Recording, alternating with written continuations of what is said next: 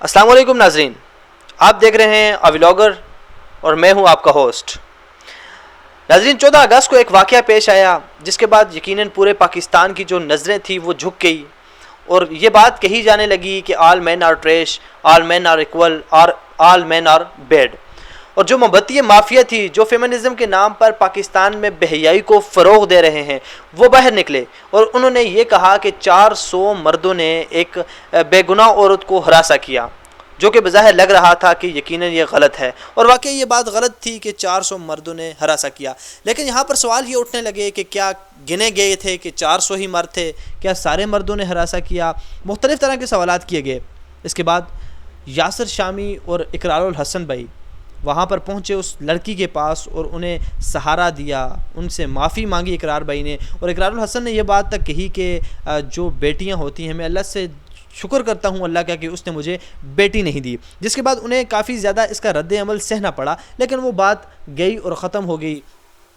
کچھ دن کے بعد پولیس نے پکڑ دھکڑ کی، لوگوں کو بھی پکڑا، اور کچھ لوگوں نے تو میڈیا کے سامنے بھی کہا کہ ہم اس دن لاہور میں موجود تک نہیں تھے، پھر بھی ہمیں پکڑ کے اندر ڈالا گیا۔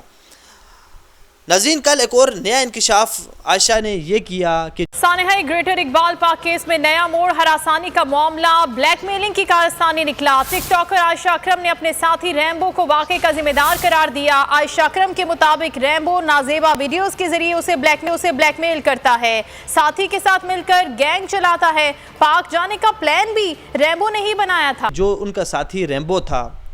جو وٹنس تھا اس سارے واقعہ کا، اس کے خلاف انہوں نے ایلیگیشن یہ لگایا کہ یہ جو ریمبو ہے یہ مجھے اقبال پارک لے کے گیا، اسی نے مجھے وہاں پر چھوڑا، اور اسی کی جو ساری پلاننگ تھی وہ اس کی تھی، اور اسی کی وجہ سے یہ سارا ہوا، اور اس کے پاس میری کچھ نازیبا ویڈیوز ہیں جس سے یہ مجھے باقاعدہ بلیک میل کرتا رہا ہے، اور میری جو آدھی تنخواہ آتی تھی وہ بھی یہ ان نازیبا ویڈیو کی بنا پر مجھ سے لے لیتا تھا۔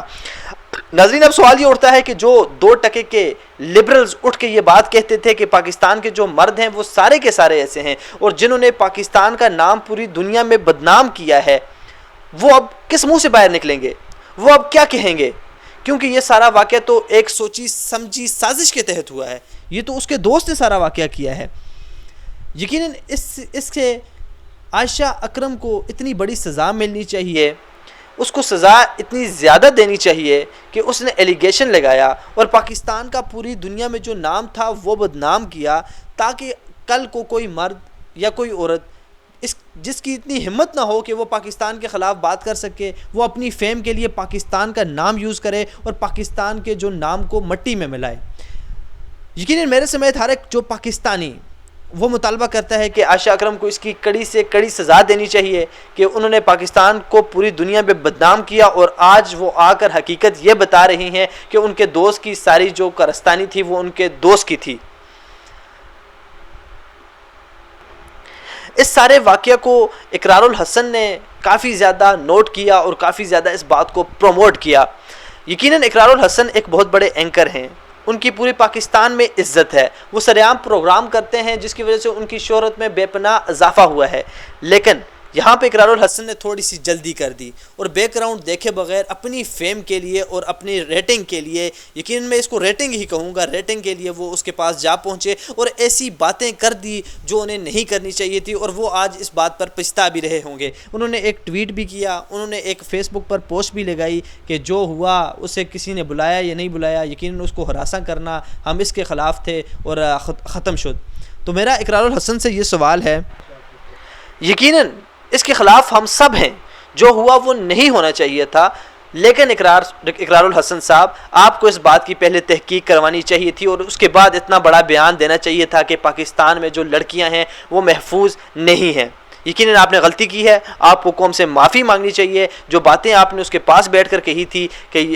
خدا کا شکر ہے کہ خدا نے مجھے بیٹی نہیں دی اس ماحول میں، تو یقیناً آپ کو قوم سے معافی مانگنی ہوگی اور معافی مانگنی چاہیے، اور اس کے بعد عائشہ اکرم کو اس کی اتنی بڑی سزا ملنی چاہیے کہ ہر ایک پاکستانی خوش ہو، ہر ایک پاکستانی کا دل مطمئن ہو، اور ان کا جو دوست ہے ریمبو شمبو یا جو بھی ہے جس نے یہ سارا کام کیا ہے، یقیناً